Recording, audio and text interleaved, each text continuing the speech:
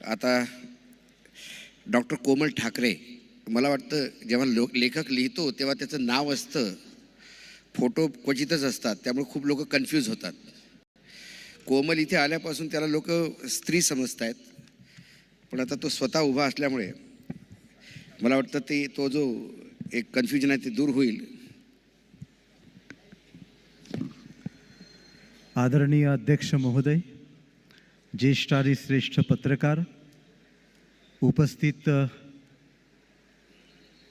या परिसंवादातील समस्त वक्ते आणि रसिक मित्रांनो, सामाजिक कार्य आणि मराठी साहित्य हा आजचा विषय आहे.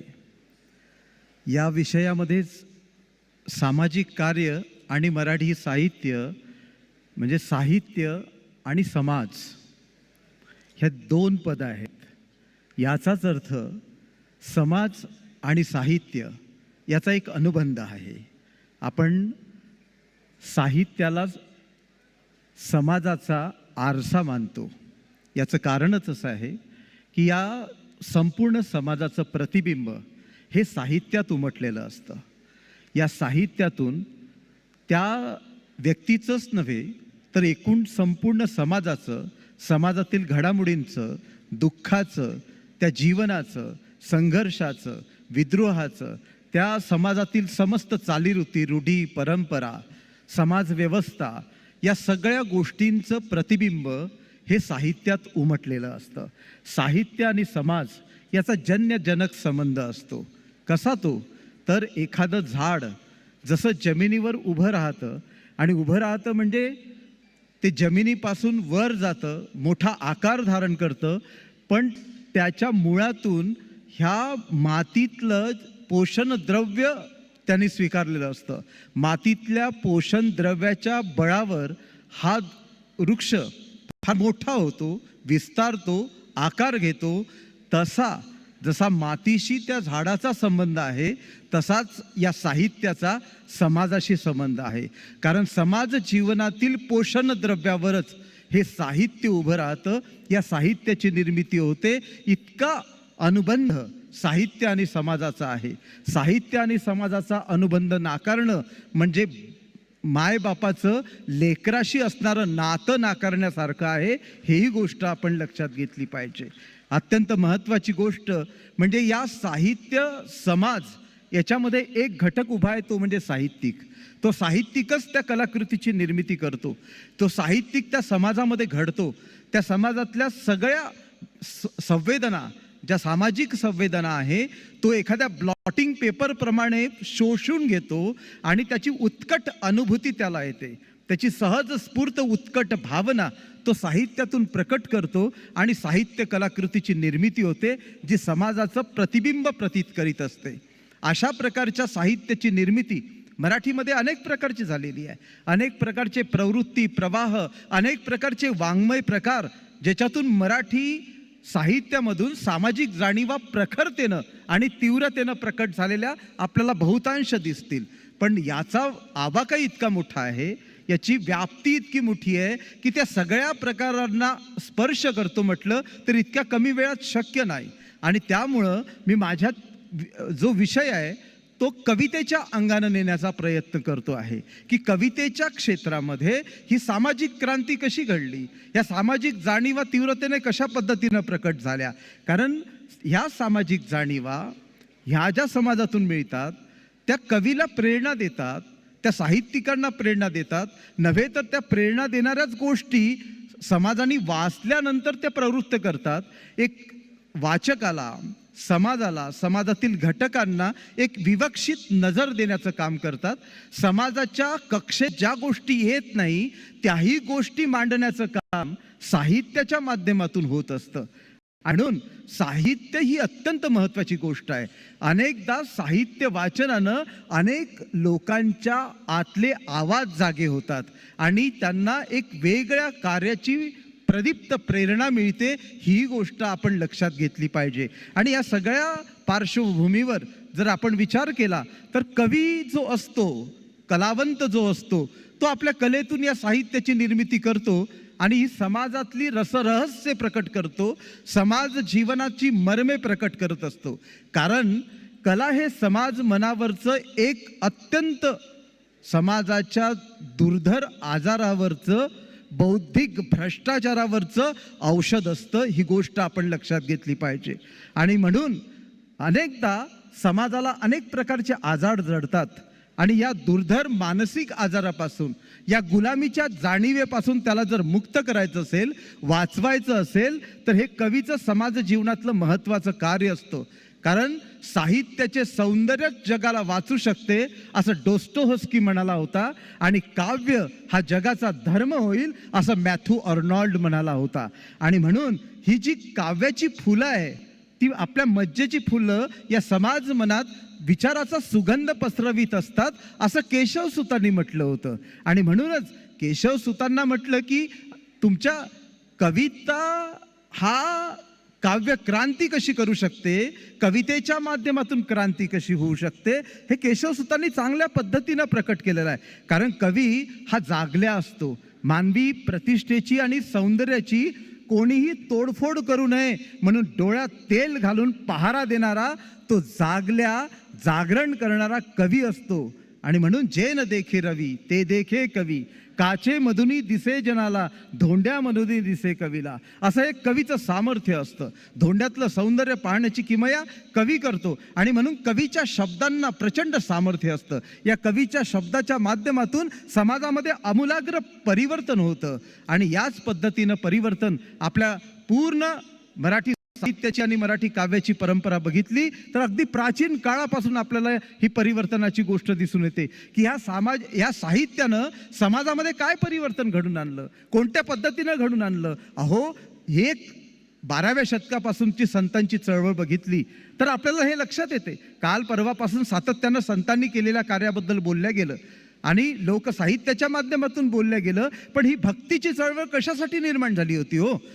समाजामध्ये जी एक वर्णव्यवस्था आहे, समाजामध्ये चालीरीती आहे, रूढी आहे, परंपरा आहे, अनेक प्रकारच्या तांत्रामंत्राचे प्रयोग आहे. एक काळ असा होता, चतुर्वर्ग चिंतामणी सारखा ग्रंथ एखादा हेमाद्री पंडितासारखा माणूस लिहितो आणि 365 दिवसात करावयाची 2000 व्रतांची मालिका मांडतो.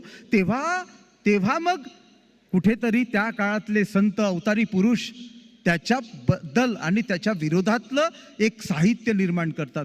इथे महानुभाव पंथ आणि वारकरी संप्रदायाची एक मोठी परंपरा दिसून येते आणि त्या पंथ परंपरेच्या आणि संप्रदायाच्या माध्यमातून प्रचंड सामाजिक कार्य या भक्ती चळवळीनं केलेलं आहे. अहो, स्वतः सर्वज्ञ श्री चक्रधर स्वामींनी जे कार्य केलं ते अत्यंत मोलाचं आहे. लीळा चरित्र हा मराठीतला पहिला गद्य ग्रंथ आहे, पहिला चरित्र ग्रंथ आहे. आणि त्या ग्रंथातून माध्यमातून ज्या लीळा आहे, जे सूत्र आहे, जे दृष्टांत आहे, त्यातून जे सामाजिक विचार प्रकट करण्यात आलेले आहेत ते अत्यंत महत्त्वाचे आहे.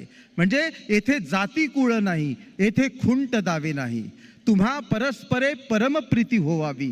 किंवा त्या काळात स्त्रियांना आणि शूद्रांना धर्माचा अधिकार पहिल्यांदा देण्याचं काम चक्रधर स्वामींच्या माध्यमातून झालं. आणि ते किती मोठं सामाजिक कार्य होतं, किती प्रचंड सामाजिकता त्याच्यामध्ये भरलेली होती. आणि तेही कार्य कोशातून झालं तर मराठी साहित्याच्या, मराठी भाषेच्या माध्यमातून झालं. कारण मराठी भाषा तेव्हा वैदिकांची भाषा ही संस्कृत होती आणि संस्कृती जनसामान्यांची भाषा नव्हती. त्रैवर्णिकांना ही भाषा समजत नव्हती आणि म्हणून लोकांच्या भाषेतून ते तत्वज्ञान सांगावं, त्यामुळं त्यांनी मराठी भाषेचा उद्गार केला. तेव्हा केशिराज बासांनी नागदेवाचार्यांना म्हटलंही होतं की आम्ही हे जे ग्रंथ आहे, हे जे साहित्य आहे, हे जर संस्कृतमधून निर्माण केले तर काय बिघडणार आहे. तेव्हा नागदेवाचार्यांनी दिलेलं उत्तर महाराष्ट्राने लक्षात ठेवलं पाहिजे. नकोगा केशवदेया येणे माझिया स्वामीचा सामान्य परिवारू नागवील किंगा. म्हणजे त्रैवर्णिकांना हे ज्ञान पचणार नाही, हे कळणार नाही, म्हणून या सगळ्या समाजाला ते ज्ञान कळावं, पचावं, म्हणून मराठी भाषेतूनच, लोकभाषेतूनच ते ज्ञान आपण पोहोचवलं पाहिजे, यासाठी मराठीतून ग्रंथांची निर्मिती केली. त्याच्याही नंतर फार मोठी म्हणजे दाखोबासारखा चांभार असेल त्याला स्थिती प्राप्त करून देणं, मातंगाच्या हातात लाडूचा प्रसाद देणं आणि ब्राह्मण शिष्याच्या मनातला विकल्प दोष दूर करणं, हे इतक्या सामाजिक चळवळी आणि सामाजिक क्रांतिकारक कार्य चक्रधर स्वामींनी त्या काळात केलं. ते सगळं लीळेच्या माध्यमातून आणि या सगळ्या सूत्रदृष्टांताच्या माध्यमातून आलो. महानुभाव पंथानंतर वारकरी संप्रदायाची एक मोठी परंपरा म्हणजे ज्ञानदेवे रचिला पाया उभारिले देवालया, नामा तयाचा किंकर तेणे किला विस्तार, जनार्दनी एकनाथ खाम दिला भागवत, भजन करा सावकाश तुका झालाचे कळस. अगदी 12व्या शतकापासून 16व्या शतकापर्यंतची ही जी संतांची भक्ती चळवळ आहे, या भक्ती चळवळीनं कोणतं काम केलं तर समाजामध्ये समता निर्माण केलं. विवेकांच्या वेली मनामनामध्ये सजून याव्यात, प्रत्ययहीन शब्दांच्या आडवाट्या मिटल्या जाव्यात आणि माणसामध्ये सुसंवाद घडावा, अशा पद्धतीची प्रज्ञा या संतांनी केली. आणि त्या पद्धतीनं संत ज्ञानेश्वरांनी ज्ञानेश्वरीची निर्मिती मराठी भाषेतून केली आणि गीतेचं तत्वज्ञान, कर्मयोग, भक्तियोग, ज्ञानयोग सर्वसामान्य जनतेला पटवून दिला आणि तोही मराठी भाषेतून. म्हणजे संस्कृत पंडित असणारे संत ज्ञानेश्वर यांनी मराठीतून निर्मिती केली. याचं कारणच असं की सगळ्या समाजातल्या सगळ्या लोकांना ते ज्ञान मिळावं. म्हणजेच ही सामाजिकता नाही काय, ही सामाजिकताच आहे. ही अत्यंत चांगल्या पद्धतीची सामाजिकता या भक्ती चळवळीतून निर्माण झाली. संत ज्ञानेश्वरांचे समकालीन संत नामदेव होते. त्यांनी आपली भागवत धर्माची पताका पंजाबपर्यंत नेऊन फडकवली, गुजरातपर्यंत नेऊन फडकवली. ही नाचू कीर्तनाचे रंगी ज्ञानदीप लावू जगी म्हणत म्हणत त्यांनी केवळ भागवत धर्माची पताका फडकवणं इकडून तिकडे म्हणजे काय हो, केवळ मराठी भाषेचा उद्गार तिथपर्यंत नेणं नव्हे, तर मराठी भाषेचा हा संत गुजरातमध्ये जातो नव्हे तर तिकडे जाऊन शिखांच्या धर्मगुरू यांच्या गुरुग्रंथ साहिबामध्ये 62 पदं नामदेव की मुख बाणी म्हणून समाविष्ट होतात. ही एका मराठी संतांची केवढी मोठी कामगिरी असते. आणि इतकंच नव्हे तर गवळणी ठकविल्या नावाची एक गवळण, ती 5 भाषेत म्हणजे ती गवळण 5 त्याच्यामध्ये गवळणी आहेत आणि त्या 5 गवळणी 5 भाषेत बोलतात आणि कृष्णाला आपली वस्त्र मागतात. आंतरभारतीय समता निर्माण करण्याचं एवढं मोठं कार्य एक मराठी संत इतक्या दूरपर्यंत जाऊन करतो. ही किती मोठी सामाजिकता आहे. त्याच्यानंतर अनेक संत परंपरा आहे. 18 पगड जातीतले संत श्री विठ्ठलाच्या झेंड्याखाली एकत्र येतात. जे संत आहे सावता माळी, परिसा भागवत, शेख महम्मद आणि नरहरी सोनार, गोरा कुंभार, कान्होपात्रा, जनाबाई, मुक्ताबाई सगळे आहेत. आणि हे सगळे 18 पगड जातीतले संत मराठी समाजाची जीवन जगण्याची प्राणशक्ती असणाऱ्या, महाराष्ट्राचं कुलदैवत असणाऱ्या श्री विठ्ठलाच्या झेंड्याखाली एकत्र येतात. याचाच अर्थ सगळ्या जातीचे समाजाचे संत एकत्र येऊन आध्यात्मिक लोकशाही निर्माण करतात. ही केवढी मोठी क्रांतिकारक घटना महाराष्ट्राच्या भूमीत घडते. हे सामाजिक कार्य इथनं कृतीयुक्त पद्धतीनं घडत आहे. ही गोष्ट आपण मांडली पाहिजे. त्याच्यामध्ये शेख महम्मद सारखा संत आहे. तो काय म्हणतो? शेख महम्मद म्हणतो, निंबाची या झाडा आंबे आले पाडा, निंबाची या झाडा आंबे आले माडा, शेख महम्मद अविंद त्याचे हृदयी गोविंद. शेख महम्मद मुस्लिम असला तरी त्याच्या हृदयात गोविंद आहे. ही महत्वाची गोष्ट आहे. इतके विषमतेनं ग्रस्त असा समाज असताना कान्होपात्रासारखा संत हा विषमतेवर प्रहार करतो. उस डोंगा परी रस नव्हे डोंगा, काय भुललासी वरलिया रंगा, नदी डोंगी पर जल नव्हे डोंगा, काय भुललासी वरलिया रंगा, कमान डोंगी परी तीर नव्हे डोंगा, काय भुललासी वरलिया रंगा, चोखा डोंगा परी त्याचा भाव नव्हे डोंगा, काय भुललासी वरलिया रंगा.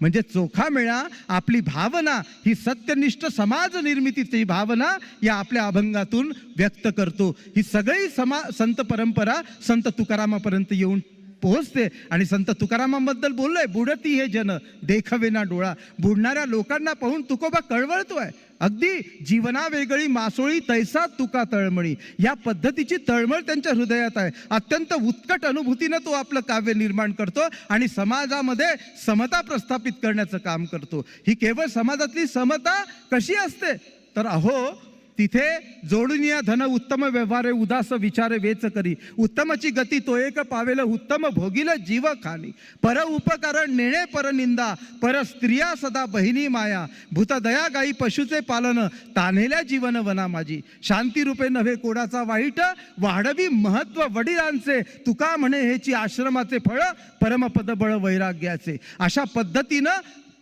सामान्य माणसाला विरागी पद प्राप्त होण्यासाठी कोणतं आचरण जगायला पाहिजे हा उपदेश करणारा संत तुकाराम महाराष्ट्राचा कान पकडून सदाचाराची आणि नीतिमत्तेची शिकवण देतो.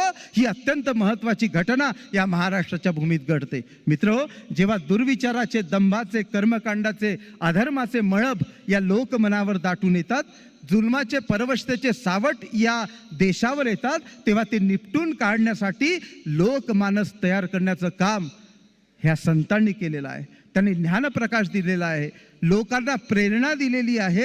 संतांनी माणसांचे ढळते तोल सावरले, बुडत्याला तारलं, तारत्याला उभं केलं, उभं असलेल्याला कर्तव्य कर्मास प्रवृत्त केलं. आणि त्याच्यानंतर महात्मा ज्योतिराव फुले सारखे एक समाज क्रांतिकारक येतात. आगरकर, न्यायमूर्ती रानडे, चिपळूणकर, जांभेकर ह्या सगळ्यांनी अफलातून सामाजिक क्रांतिकारक कार्य केलं. केवळ क्रांतिकारक कार्य केलं नाही हो, तर महात्मा ज्योतिराव फुल्यांनी मराठीतून ग्रंथ लिहिले. आणि ते ग्रंथ किती महत्त्वाचे, अखंड रचना लिहिल्या, शेतकऱ्याचा असूड लिहिला, सार्वजनिक सत्यधर्म लिहिला, गुलामगिरी नावाचा ग्रंथ लिहिला. आणि ही ग्रंथ निर्मिती केली त्यांनी, अखंड रचना केल्या. या अखंड रचनांमध्ये काय, ख्रिस्ती महम्मद मांग ब्राह्मणासी धरावे पोटाशी बंधुपरी. ही समतेची जाणीव म्हणजे ख्रिस्ती महम्मद मांग ब्राह्मण या सगळ्या जातीच्या सगळ्या लोकांना पोटाशी धरून ही समता प्रस्थापित करण्याचं कार्य महात्मा ज्योतिराव फुल्यांनी त्या काळात केलं. आणि म्हणून महात्मा ज्योतिराव फुल्यांना सामाजिक क्रांतीचे अग्रदूत म्हटलं गेलं. आणि नंतर म्हणून मग सामाजिक क्रांतीचे अग्रदूत असणाऱ्या ज्योतिबा फुल्यांनी आणि सावित्रीबाई फुल्यांनी जे एक सामाजिक क्रांतिकारक कार्य केलं हे आपल्या सगळ्यांना माहिती आहे, ज्ञात आहे. त्याच्याबद्दलचा पुनरुच्चार करण्याची मला काही गरज नाही, तशी तुम्हाला सगळ्यांना माहिती आहे. पण ज्योतिराव फुले आगरकरांचा वारसा घेऊन पुढे आधुनिक मराठी कवितेनं त्याच प्रभावातून काव्यक्रांती केली. आणि याच्यातला पहिला आधुनिक मराठी कवितेचं जनकत्व लाभलेला पहिला कवी होता कवी केशवसूत. आणि त्या केशवसूतांनी काय केलं तर कवितेच्या माध्यमातून ही जी सामाजिक मूल्य आहे ती समाजामध्ये पसरावीत आणि त्या माध्यमातून काव्यक्रांती घडावी. एक तुतारी द्या मजा आणूनी फुंकी न मी जी सब प्राणाने भेदून टाकीन सगळी गगडे दीर्घजीच्या त्या किंकाळीने. अशी काव्यक्रांतीची तुतारी त्यांनी मागितली. आणि तेही कशासाठी, पद्यपंक्तीची तरफ आमच्या करी विधीने दिली असे, टेकुणी जनता शीर्षावरी जग उलथून देऊ असे. आम्ही ही पद्यपंक्तीची तरफ या करी आमच्या हातात या विधीनं दिलेली आहे, या विधातानं दिली, ती जनतेच्या शीर्षावर ठेवून आम्ही जग परिवर्तन करून टाकू, माणसांना बदलून टाकू. इथे स्वातंत्र्य, समता, बंधुभाव, प्रेम या सगळ्या मूल्य जाणीवा आम्ही प्रसारित करू. आणि तेही कवितेच्या माध्यमातून. कारण त्यांना माहीत होतं की इथे गुलामी आहे, इथे शोषण आहे, इथे पिळवणूक आहे, इथे फसवणूक आहे, इथे भेदाभेद आहेत. आणि अशा प्रकारच्या भेदाभेदाच्या जाणीवा नष्ट होत याच पद्धतीनं तोच समतेचा वारसा जो महात्मा ज्योतिराव फुले आणि आगरकरांनी सांगितला तोच केशवसूतांनी सांगितला. म्हणजे ब्राह्मणही नाही, हिंदूही नाही, न मी एक पंथाचा, तेच आखडती जे प्रदेश साकल्याचा. हीच केशवसूतांची प्रतिभा होती आणि प्रज्ञा होती. आणि त्याच्यानंतर कवी बी सारखा, नारायण मुरलीधर गुप्ते सारखा कवी येतो. त्या कवीने तेव्हा दीपज्योतीच म्हणजे ज्या रूढी आहेत, ज्या अंधश्रद्धा आहे, ज्या परंपरा आहे, त्याच्या समोर, त्या रूढींसमोर म्हणजे जी बालविधवा असते ती बालविधवा दीपज्योतीसारखी आहे. एक बालिका आहे आणि ती बालिका असताना त्या वयात जिला लग्न म्हणजे काय हे माहीत नाही, विकार वाचता तिच्या ठिकाणी आलेला नाही, त्या वयात तिचं लग्न करण्यात येतं. आणि लग्न, आणि जेव्हा तिला कळतंय की आत्ता मी काहीतरी स्त्री आहे आणि मला आता नवऱ्याची अपेक्षा आहे, तेव्हा तिचा नवरा नसतो, तो मेलेला असतो. म्हणजे ज्या वयात तिचा नवरा असायला पाहिजे तेव्हा तो मरून गेलेला असतो. त्या बाल मुलीच्या वाट्याला वैधव्य येतं. ते वैधव्य आल्यानंतर त्या मुलींनी जगायचं कसं. म्हणून त्या दीपज्योतीस कवी बी अतिशय चांगल्या पद्धतीनं कविता लिहितात आणि ते सांगतात, सोन्यासारखी तनू तू जाळतेस पाषाण मूर्ती पुढे. अशा पद्धतीची सामाजिक भावना, सामाजिक जाणीव आणि समाजातल्या बालविवाह पद्धतीवर त्यांनी एक प्रकारे पुरस्कार केला आणि बालविधवा विवाह व्हायला पाहिजे अशी अपेक्षा त्या काळात त्यांनी केली. त्यानंतर कविवर्य कुसुमाग्रजांनी प्रचंड सामाजिक जाणीव आपल्या कवितेतून प्रकट केलेली आहे. हजार हृदय गहीवरती तर मन माझेही गहीवरते, असे हजारा संगे जडलेले माझे नाते. या हजार गहीवरणाऱ्या हृदयासोबत माझं हृदय गहीवरते, म्हणजे या हजारामध्ये मी सुद्धा एक आहे. अतिशय संवेदनशील मन असणारा हा कवी आहे, कवी कुसुमाग्रज विष्णू वामन शिरवाडकर. आणि या कवीनं काय केलंय, इथे हिमलाट आलेली आहे, गरिबीची लाट आलेली आहे, दारिद्र्यानं पोळलेले लोक आहे आणि म्हणून इथे क्रांतीचा जय जयकार ते करतात. अहो क्रांतीचा जय जयकार ते तर मोडलेल्या माणसाचा कणा शाबूत राहावा, प्रतिकूल परिस्थितीसमोर शरण न जाता परिस्थितीलाच शरण आणावं, परिस्थितीसमोर न वागता परिस्थितीलाच वाकवण्याची धमक एका माणसाच्या ठिकाणी निर्माण व्हावी, अशी प्रदीप्त प्रेरणा कणासारख्या कवितेतून कुसुमाग्रज देतात. हे आपल्याला माहीत आहे. तिथे मानवतेची जाणीव आहे. पारतंत्र्याच्या शृंखला तडातड मोडल्या जाव्यात अशा प्रकारची मधुर वाणी त्यांची आहे. कारण ते म्हणतात, सर्वात मधुर स्वर ना पहाडातून झरणाऱ्या पाण्याचा, सर्वात मधुर स्वर ना मैफिलीतील गाण्याचा, सर्वात मधुर स्वर ना आमंत्रक ओठातील हसण्याचा, सर्वात मधुर स्वर कोठेतरी कोणाच्या तरी मनगटावरील शृंखला खळा खळा तुटण्याचा. हा स्वातंत्र्याचा मधुर स्वर कुसुमाग्रजांनी सगळ्या मानव समाजासमोर मांडला. अशा प्रकारे एकूणच कुसुमाग्रज आहे, त्याच्यानंतर कविवर्य मर्ढेकर आहे, त्याच्यानंतर विंदा करंदीकर आहे, त्याच्यानंतर नारायण सुर्वेंसारखे कवी आहे. या सगळ्या कवींनी आणि त्यानंतर डॉक्टर बाबासाहेब आंबेडकरांच्या धम्मक्रांतीनंतर एक आंबेडकरवादी कवींची फार मोठी प्रचंड प्रमाणातली लाट महाराष्ट्रात निर्माण झाली आणि वैचारिक पर्यावरण निर्माण केलं. आणि अशा पद्धतीनं वैचारिक पर्यावरण निर्माण केलं. आणि आंबेडकरांच्या कवितेमागे मध्यवर्ती केंद्रस्थानी कोण आहे, तर माणूस आहे.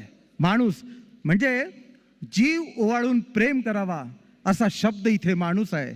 ज्याच्या भोवती जीवानं रुंजी घालावं असं सौंदर्य इथे माणूस आहे. आणि ज्याच्यासाठी प्रज्ञेनं उड्डाण घ्यावं असं सत्यही इथे माणूसच आहे. म्हणून शब्दांची पूजा करत नाही मी, माणसांसाठी आरती गातो. ज्यांच्या गावात सूर्य नाही त्यांच्या हातात उजेड देतो म्हणणारे डॉक्टर यशवंत मनोहर हे विदर्भाच्या भूमीत आणि महाराष्ट्राचं आंबेडकरवादी काव्याचं दालन समृद्ध करणाऱ्या काव्याची एक अतिशय मोठी प्रगल्भ परंपरा निर्माण झाली. आजची जागतिकीकरणाच्या काळातली कविता ही सामाजिक चिंतन मांडणारी आहे. ग्रामीण कविता सुद्धा सामाजिक चिंतन मांडणारी आहे. मुस्लिम कविता आहे, कामगारांची कविता आहे, या सगळ्या स्त्रीवादी कविता आहे. या सगळ्या कवितेच्या प्रवाहातून सामाजिक जाणीवा प्रगल्भपणे निर्माण झाल्या आणि या कवितेनं महाराष्ट्राचं सामाजिक सांस्कृतिक पर्यावरण अतिशय ताकदीनं समृद्ध केलं. यात मला अजिबात संशय वाटत नाही. कारण या सगळ्या समाजातला मी एक घटक आहे. माझ्या वाणीमध्ये आणि माझ्या बोलण्यामध्ये या जर सामाजिक जाणीवा प्रगट झाल्या तर हे कविवर्यांची देण आहे असं मी मानतो आणि थांबतो. धन्यवाद. धन्यवाद कोमल.